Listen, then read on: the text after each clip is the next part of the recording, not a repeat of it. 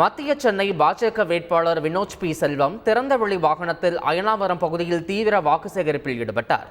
Ayanavaram joint அலுவலகம், Venkatesapuram colony, Thiruvalluvar நகர், Ambedkar Nagar, NMK தெரு போன்ற பகுதிகளில் அவர் பிரச்சாரம் மேற்கொண்டார். பிரச்சாரத்திற்கு வந்த வினோத் பி செல்வத்திற்கு பாஜக கட்சி கொடி வண்ணங்கள் நிறைந்த காகிதங்களை மலர்கள் போல் தூவி தொண்டர்கள் உற்சாகமாக வரவேற்றனர்.